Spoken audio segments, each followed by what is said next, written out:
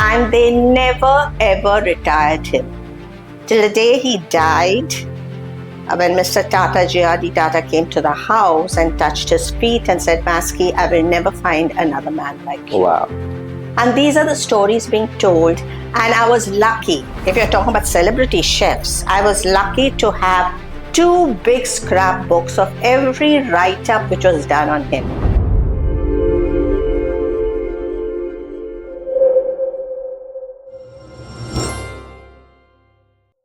Hi, and welcome to the Moog series. This is where we talk to some amazing people about their Moog in their life, for their career, their hobby, and everything they have in life. Today we have with us a food critic, a curator, and a writer. We have with us Odette Mascarenhas. Odette, welcome to the Moog series. Thank you for having me. So, Odette, before we move on to the food critic part of it, which is of great interest to me, let's talk about the books that you've written and the awards that you received. So tell us about the books. Well, interestingly enough, I had never ever attempted to write an essay or a book after school. Okay.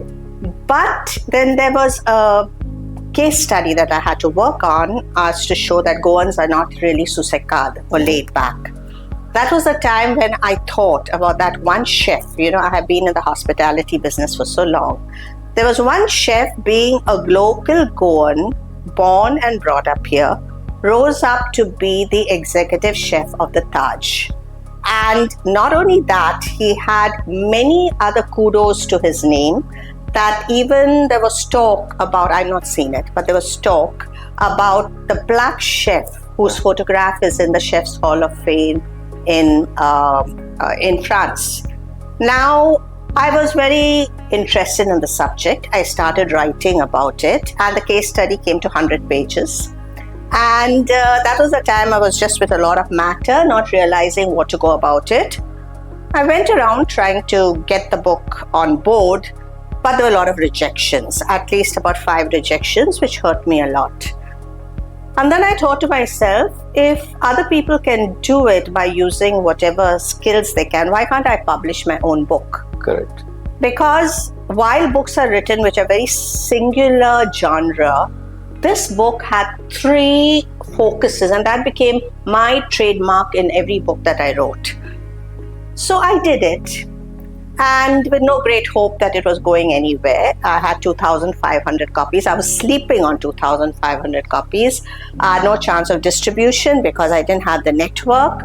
And somehow or the other, it got the interest of Eduardo Cointreau in Spain. Now, like the typical village, I'm using the word bumpkin at that time that I was, when I got this mail saying that the book has to be nominated and send it across, I deleted that mail. Okay. And luckily for me, 1 week later, he wrote back and he said, listen, if you have not heard of us, why don't you contact either Mr. V. Sangvi or Rashmi Udai Singh, because they are in that international scene.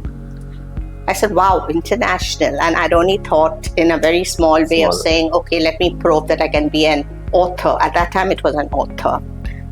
I spoke to many people to get this book because I didn't know the man. I never met him. And then the book was shortlisted. And then it got the award, which was the same award that Julia Childs got in 1993. Now, Julia Childs was a lady of repute in America, where she had her own TV shows and she had her own books, etc. And there I was sitting in Paris at the Comédie Française among all the greats who had achieved this honor. Because out of 5,000 books, there are 5 chefs who shortlist the winners for this award. Okay. And this is where I was permitted to put this little Yes, tag. maybe can we just... That's the book she got awarded for. And that is the highest award for the Olympics of cookbooks. Okay. So can you tell us a little more about the man you wrote the book on? The man behind the legend. Yes. All right. As I said, he was a local boy in Anjuna, no education at all, could not speak English, only Konkani. But he had, from when I gathered speaking to people who knew of him and worked with him, he had the determination to showcase something of an inherent skill, because when he was here in Anjuna, He used to make prawn curry, rice, etc. for his family, which was quite a sizable. That time they had big families in Goa. And because his father was bedridden, his mother had to look after the brood. Because of that, he moved at the age of 14 and he went to Bombay, that time Bombay. And he used to stay in those koods in Dobi Talao. And he used to cook for the people and earn a little extra money, the ones staying there. He got a job as a washer boy in the stewarding area. Today we call it stewarding. And he used to clean at that time under a foreign chef 200 chicken a day. Wow. And there was no broilers, etc. Wow. And if even one piece of liver or giblet was missing, they would all get a good whack and asked why is it missing there. But anyway, he was doing that job. But during his break time, again, based on feedback and the people are telling me this, he used to stand there watching those foreigners at work. And while they were doing that, he could not write. Mentally, he had the ability to store all the French, because French cuisine was at its height at that time. He was able to store all the recipes. When the Second World War took place, the Italian executive chef was, at least he was the British said he was an Italian spy, and they deported him back. So there was no chef. J.R.D. Tata was saying, no catering college, where do I get a chef from? Then there was a newspaper called The Current at that time, and they used to patronize the Taj a lot. Okay. Somebody turned around and said, Mr. Tata, why are you looking outside when you got a very competent person in the hotel itself? And this was in 1925. 1925. Mr. Tata gave him a chance to run the kitchens. This was just before the World War. Gave him a chance to run the kitchens as a sous chef. Right. And the moment this Italian chef was deported, he was given charge of that. And they never ever retired him. Till the day he died, when Mr. Tata, J.R.D. Tata came to the house and touched his feet and said, Maski, I will never find another man like you. Wow. And these are the stories being told. And I was lucky, if you're talking about celebrity chefs, I was lucky to have 2 big scrapbooks of every write-up which was done on him. Right down, that was the time when it started getting popular in 1964. How he cooked for Pope Paul VI. He cooked for the Shah of Iran twice. He cooked for the Saudi Arabian thing. There were so many interesting stories because at that time prohibition. So he didn't get the ingredients required. And this is something which I will discuss a little later as a critic and how important this book became. He would infuse socio drinks with certain herbs to create that sort of wine which they were not able to use. Okay. Because French cooking, you need wine. Yes. And nobody could tell the difference. Wow. So this book is a story of his life. It's 50 of his own personal recipes. The sad thing is he had documented through an apprentice. Like I said, he was not educated. He had documented 600 recipes based on what the Taj had requested. That gentleman or that boy that was under him took all 600 recipes and ran away. Wow. So there was nothing except a few that were scribbled, but there were dishes named after him. Potage Maski was one of it. Then he created a fantastic dish called the Alaska Wellington for the Governor General who was there at that time, etc. Very interesting story, and I totally immersed myself in that. What actually inspired you to actually write about this? I mean, how did you get this? Like, okay, this is the man I want to write about. There could have been many other topics that you could have written about. First of all, I was looking for somebody, a Goan, who really was capable of rising to the top, because I was in Goa for quite some time. Okay. The second is, I never met the man, as I told you. Yes, you did mention But that man was my father-in-law. Your father-in-law? My father-in-law. Okay. And I used to hear stories, but I never taken it seriously. You know, when you get married, okay, father-in-law said that, mother-in-law said that, you take it for granted. And I never knew how big and important he was till I heard stories from at least there are 10 people, senior people, including Mr. A.B. Kerkar, including Mr. lot of them, kernels, I can't remember. And then that is where you Matter. found the scrapbooks in. No, the scrapbooks were separate. I found it because his daughter, his fourth daughter, he had 6 daughters. His fourth daughter had kept everything, and as usual, you take it for granted. When someone does well in your family, those were what we call the mala, where you store things. Yeah. And we didn't even bother about it. It's just that suddenly my husband woke up one day and said, "Oh, you're doing something. Here are 2 books, you go through it." So that's how the story all began. Interesting. So moving from chef and the award-winning book of yours, let's move to food now. Okay. You are a well-known food critic. And it's always actually, I tried understanding how does this whole thing work, being a food critic, because food is a very subjective matter. It's a taste that we just talk about. There's something that I may like, or somebody else may not like. So what exactly does a food critic do? That's an interesting point, and that could rub a lot of people the wrong way, all right? Because everyone who considers themselves to be a foodie thinks they're a food critic. Right. There's a marked difference. Number one is, we talk about experience. I've been in the hospitality industry. I have learned the classics.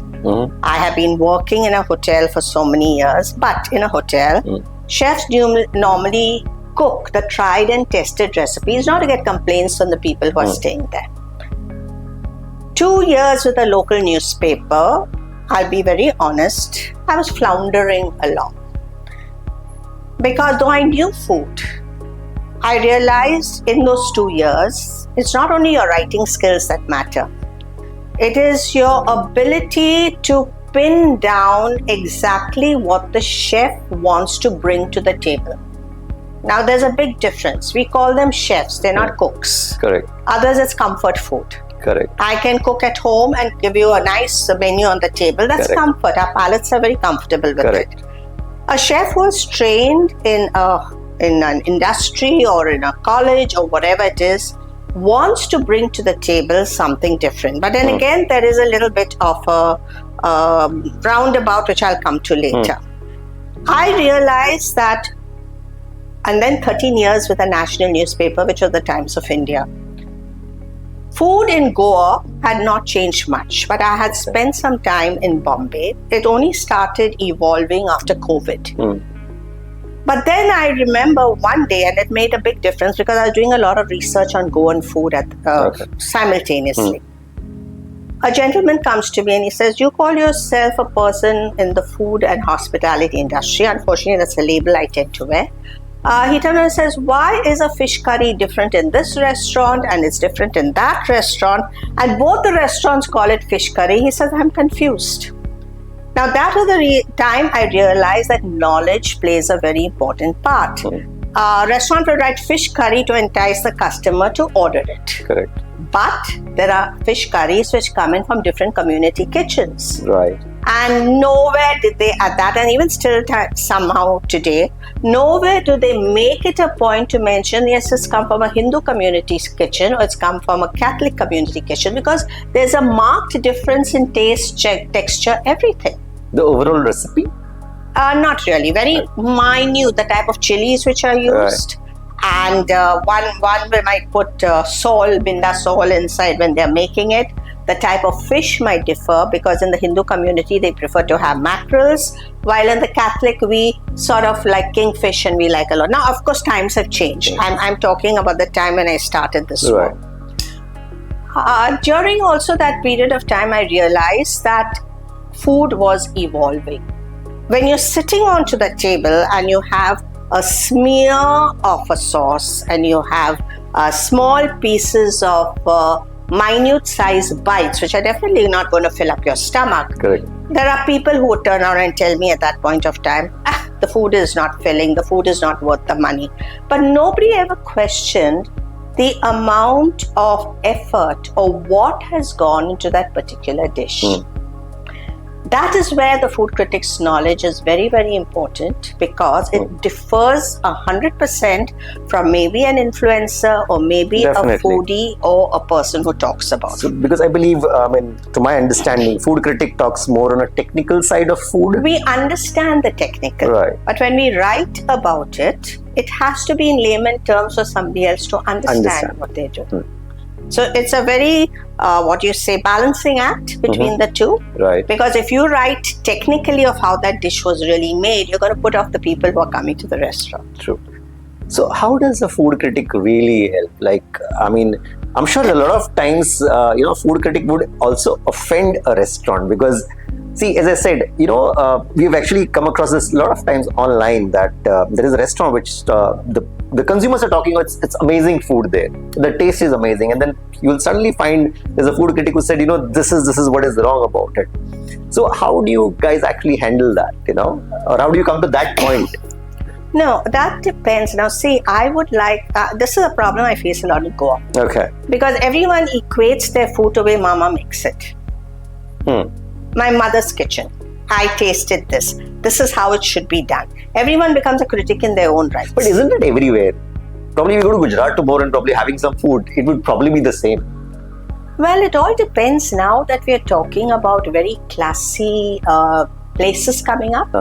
I would expect that maybe in a smaller place and you go there and you enjoy comfort food. Okay.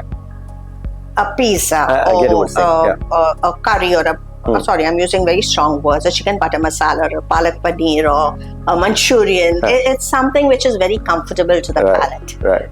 A critic would basically understand if that Manchurian or whatever it is redefined. Is redefined with the help of the chef understanding ingredients. Now, this is again coming to a very interesting topic, which people start wondering about modern, reimagined. Fusion. Okay, you took the word out of my mouth. Okay, let me give you two thoughts.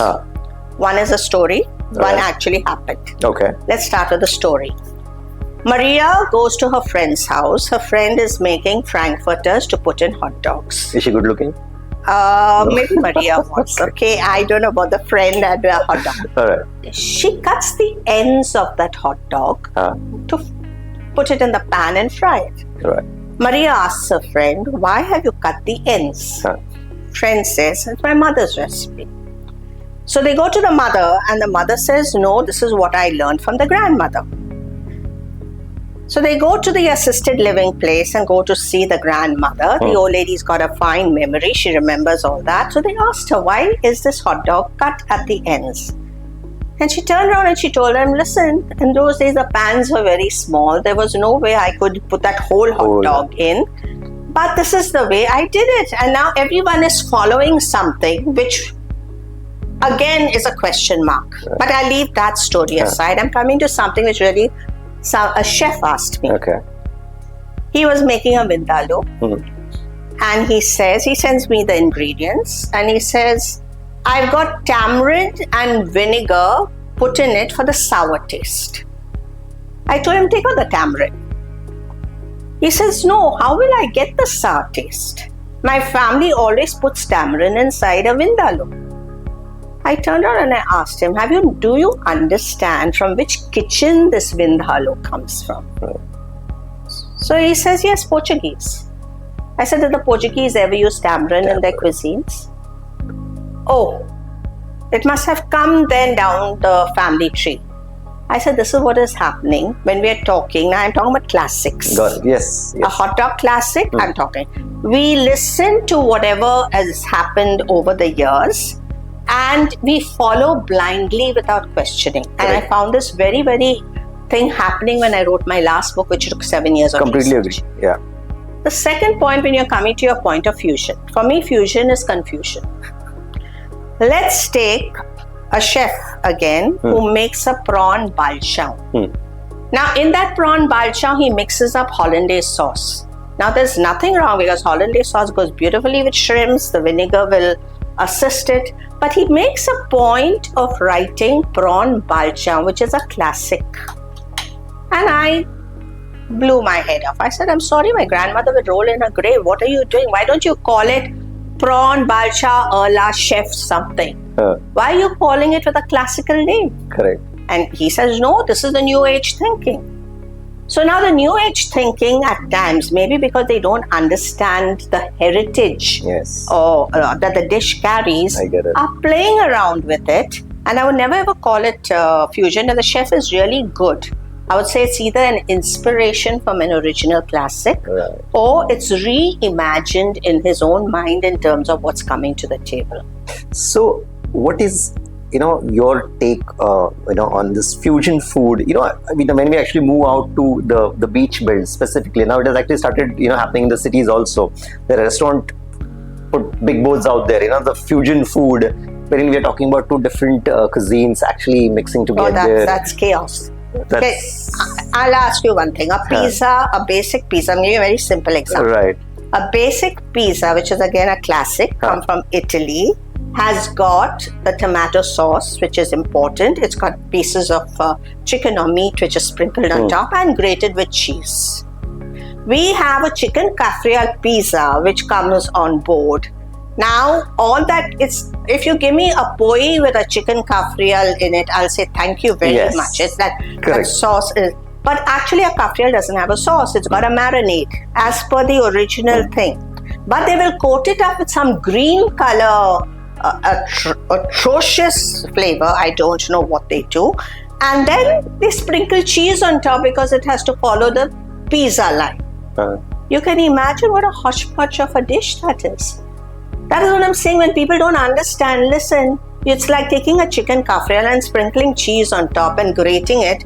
Would you eat something like that? But tell me one thing, don't you think again, I do not know, so I'm asking, is that you think the palate of the food lovers or the people have changed? Are they just trying to be more experimental about food? And every time, see, there is always a supply and demand.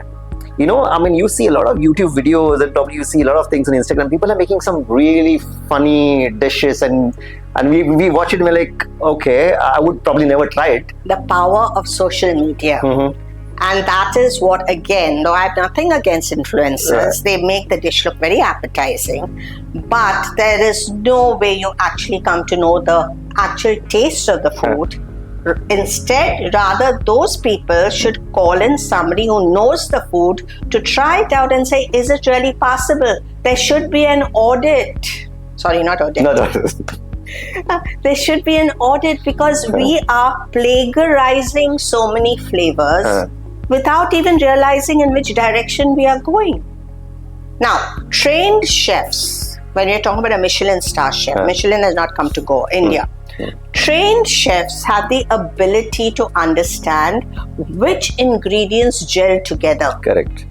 Okay, and how they can recreate the dish and not plagiarize a balcha, which is your grandmother's. That's what all I'm saying. Take stories of the balcha, do what you want to do, showcase it in a better presentation, because that is the new norm today in which direction food is going. Do you think it's a bubble? It's going to burst someday, or do you think it's going to continue and take over our classic dishes? I think they will go parallel side by side. Is it? I think so. You think it's that strong? No. Remember one thing. Everybody in the human race does not want to go the food way. They would like comfort way. They come on a holiday, we're Goa. They come on a holiday, they want to have a good plate of rice or whatever it is and fill up their belly. So the next outing that they do. Next drinking session. Okay, next drinking session. Next party, you nibble on something. They're not even looking at the food in terms of the way food is presented. Now, this is where I would say, now if you're talking about which way we are going in the future, there are certain areas in Goa which have maintained a classical way, not classical food way, but a classical way of showcasing food in its avatar. The reason I'm using the word avatar is the presentation, the flavors, etc., the high price. That means it's like I come to that area if I want to have good food. Right. If I think in that way, Goa has really broken up itself into beautiful things. I want to do pub hopping, I'll go to the Fontainiers area. If I want to go have a good meal, classy and rediscover, of course not all of them are good, but I'm just saying, then I'll go to Asagaon. Right. If I want to have a bite and watch the sunset and the sea breeze, I will go to Vagator. So we have managed to take tourism, and I'm gone off the subject as a critic, but I'm just saying, take tourism into its different blocks or levels with food. Now, when we're talking about Goa and food, like you mentioned, do you think we are actually losing our classic recipes? At this what would point, be your advice to the food industry right now that's in Goa? What would be your advice? Okay, in 2013, I initiated a movement through the Culinary Club of Goa. Okay. We had just 4 people who met, and they were all people who had Goan restaurants. Okay. The idea was to ensure that the Goan food remained years apart, because we were losing, and this is the reason why the books were written. Right. They believed in it. They're still running Goan restaurants, but as Goans, we lack our ability to market. Correct. We don't have the ability to showcase. Now the Vindaloo has become very, very popular in America. They're doing it in UK. They're doing it all around curry clubs. But you'll find the biryani and you'll find the dosa are much, much, much more popular everywhere around. Right. We have not found a way to break that bubble. Right. The club over years have managed to bring in a lot of people on board, but our focus is Goan food. Now, we are still waging at this point of time, I would say, global food at this level, Goan food at this level. Because 2 reasons. The aunties of the past have slowly withered away. Correct. The youngsters who are joining in have no idea about what Goan food is about. And it's all about fast food, want it quick. Yes, and quick money. Quick money. I've had Goan restaurants who have put in a biryani and put in lacha parathas and everything possible because the North Indian tourists love it. Sure. So that essence of Goa is slowly getting lost. So I don't know if you got your answer. We still need to pull that up if we really have to make a success. So how do you see Goan food industry going ahead? I would say the food industry will be very, very strong in the decade to come. People who are coming here have a choice, because one thing that every Goan had, of course now we become more cosmopolitan, but everything one Goan had was ability to enjoy life through music and through food, and of course the bar. Right. Okay.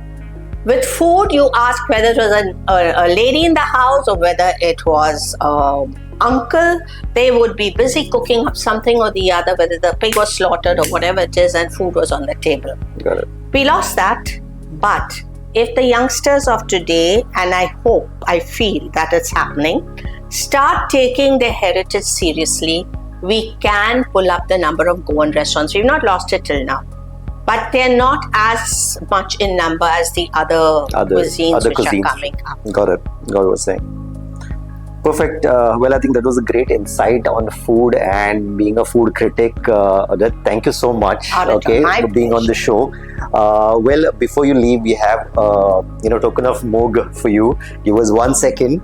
You know, the word Moog is so interesting because based on all that we were talking, right? From the time I was young till the time you were young, you're still young. Wow, thank you so much. It makes me feel good about it. I'm not talking about the number of decades that we spent in hospitality. But from the time all over these years, it is this love and passion for this particular subject that has been inculcated, that, as you say in Konkani, we say Moog. So that makes it really something. Mogasu, Odette Mogasu. So, Odette, this is from Mogasu. Wow, what a lovely. How much of sorpatel will it carry? Oh, well, I've not yet calculated, but we can always do it. Oh, you please cook one. Thank you so much. Thank you. Thank you very much. You with this. Thank you. Well, that was Odette Mascarenhas, and we'll see you in the next episode with somebody else giving us great insight on probably a different topic. Thank you so much, and we'll see you again. See you. Bye.